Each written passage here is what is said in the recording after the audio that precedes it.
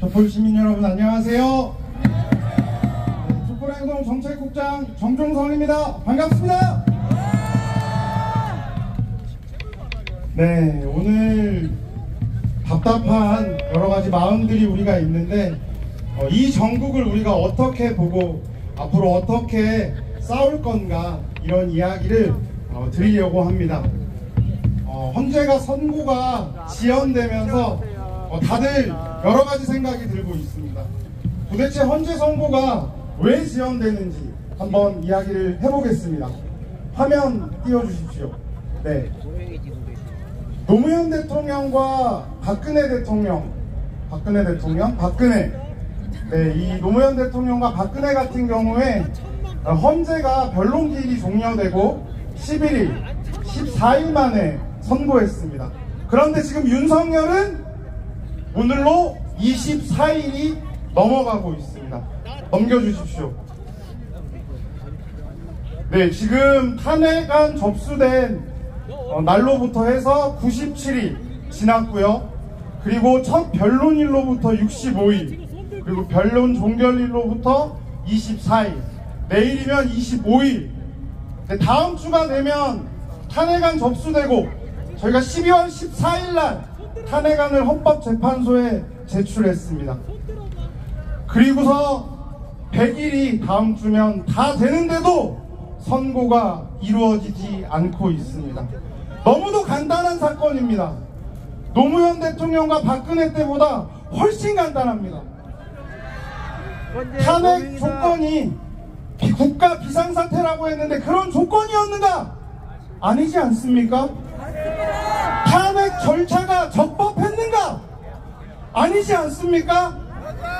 이미 결론난 사건인데도 불구하고 지금 탄핵 선고가 지연되는 것은 다른 게 아닌 정치적 이유가 있다는 것 말고는 해석이 불가능합니다.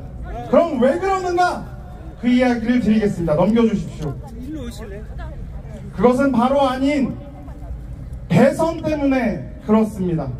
파면 이후에 누가 집권할 것인가? 그거를 놓고 엄청난 수싸움을 지금 벌이고 있는 상황입니다. 3월 8일 내란수계가 탈옥했습니다. 검찰과 법원이 이를 탈주시켰습니다. 내란 세력들은 무엇을 노리고 윤석열을 탈주시켰는지 뻔합니다. 내란수계가 걸어나오면 여론이 좋아질 거라고 생각했을 겁니다. 왜? 일반적으로 감옥에 있던 사람이 나오면 죄가 없어서 나오는구나 이렇게 생각하잖아요. 그래서 이걸 노리고 이들은 윤석열을 탈옥시켰습니다. 그런데 화면 보시면 아시겠지만 여론조사 결과는 그렇지 않았습니다. 윤석열이 탈옥한 다음 바로 그 다음 주 여론조사에서 정권 교체를 바라는 여론이 55%가 나왔습니다. 전주에 비해서 5% 이상 상승했습니다. 민주당의 지지율이 상승했고 국힘당 지지율이 떨어졌습니다. 대선 주자 선호도 보실까요? 넘겨주십시오. 대선 후보 지지율 압도적입니다. 이재명 대표 지지율이 비교도 할 바 없이 또 올라갔고요. 보수 세력들, 극우 세력들 후보들 많이 있잖아요. 김문순이, 홍준표니, 한동훈이니, 오세훈이니, 유승민이니 싹 다 합쳐도 이재명 대표 지지율을 못 따라옵니다. 자, 이러니 이들이 걱정이 됐겠습니까? 안 됐겠습니까? 이런 추세라면 대선에서 극우 세력들은 필패입니다. 아무도 이재명 대표를 이길 수 없었습니다. 그렇기 때문에 이들은 본인들의 몰락, 본인들의 괴멸 때문에 헌재 판결을 늦추기 위해 총력을 기울이고 있는 것입니다. 넘겨주십시오. 네, 이건 양자 대결입니다. 네, 넘겨주세요. 네, 또 넘겨주셔야 됩니다. 네. 그럼 언제까지 이들이 판결을 늦출 건가 말씀을 드려보겠습니다. 헌재는 사건을 접수한 날부터 180일 이내에 선고를 해야 합니다. 6월 11일이 100일이 되는 날입니다. 이때까지는 선고를 해야 합니다. 기다리기 끔찍하시죠? 저도 같은 마음입니다. 그런데 우리가 알아야 된다는 겁니다. 이자들이 판결을 늦추고 있기 때문에 우리도 알아야 합니다. 자, 넘겨주십시오. 이들은 6월 11일 이때까지 가는 것뿐만 아니라 4월달도 상당히 걱정되는 시점입니다. 4월 18일이면 문재인 정부에서 문재인 대통령이 임명한 헌법재판관 2명의 임기가 종료됩니다. 다들 아시죠? 자, 이러면 이들 어떻게 얘기할까요? 8명이 아니라 이제 6명이다. 심리할 수 없다. 이렇게 얘기할 겁니다. 내란 대행이 계속 있으면 헌법재판관 임명하겠습니까?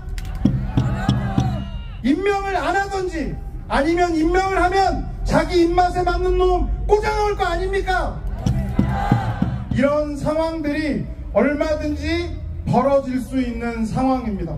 그래서 얼마 전 조국혁신당에서 최상목 대행이 윤석열이 파면돼도 여야 합의가 안 되었다는 이유로 심지어 대선 공고도 안 할 수 있다, 이런 이야기 한 거 아닙니까? 무슨 짓이든 벌일 놈들입니다. 그래서 우리가 모든 가능성에 대비하자라는 겁니다. 내란 세력들의 목표는 국힘당의 재집권, 유력 대선 주자인 이재명을 제거하는 것입니다.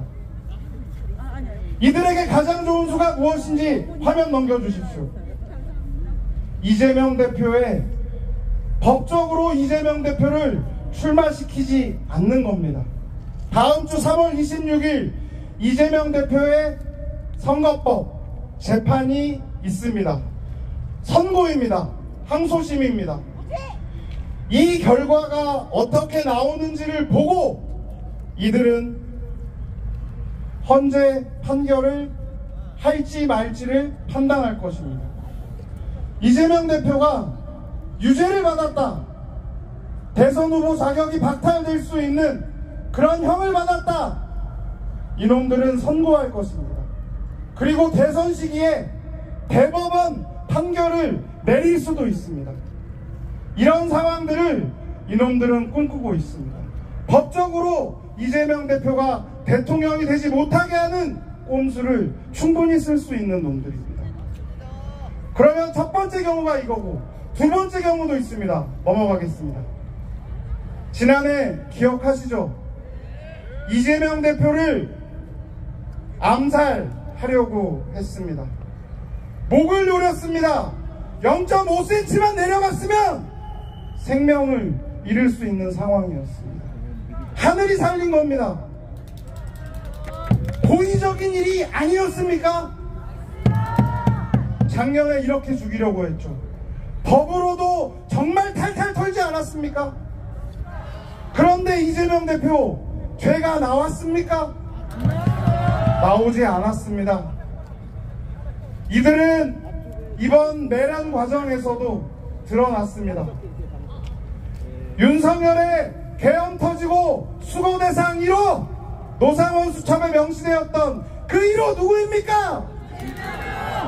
이재명 대표였습니다.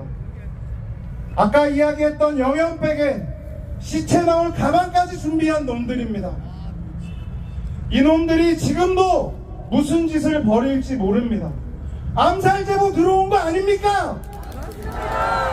법으로 하고 칼로 하고 안 되니까 총으로 죽이려는 거 아닙니까? 이 테러 위협에 철저히 대비해야 합니다. 넘기겠습니다. 마지막입니다. 기각시킬 수도 있는 놈들입니다. 각하시킬 수도 있는 놈들입니다. 지금까지 비상식적이라고 생각했던 대한민국 법에 명시되어 있는 그 어떤 것 하나 지키지 않았습니다.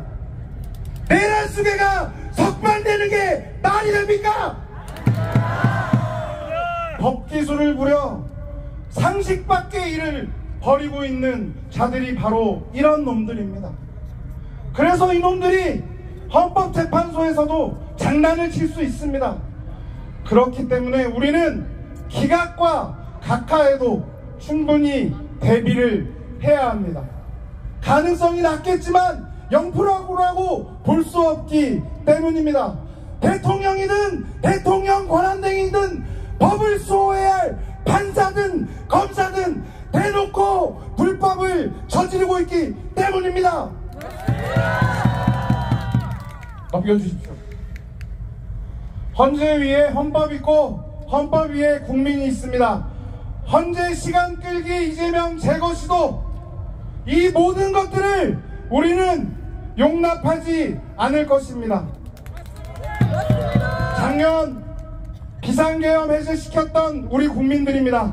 여의도입니다. 기억나시죠? 넘기겠습니다. 한남동 키세스 군단 기억하십니까? 내란수계를 체포시켰습니다. 넘겨주십시오.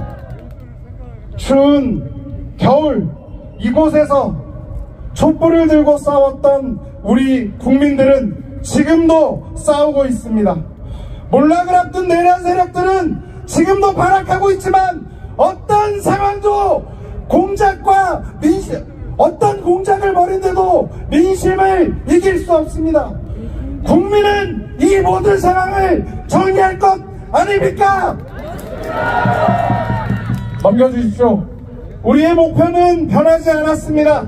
내란 진압과 내란 완전 청산, 범국민 항쟁만이 이 내란 세력을 끝장내는 길입니다. 내일도 이곳에 200만 촛불이 모입니다. 안국역에서부터 광화문까지 꽉 채웁시다. 구호 외치고 넘치겠습니다.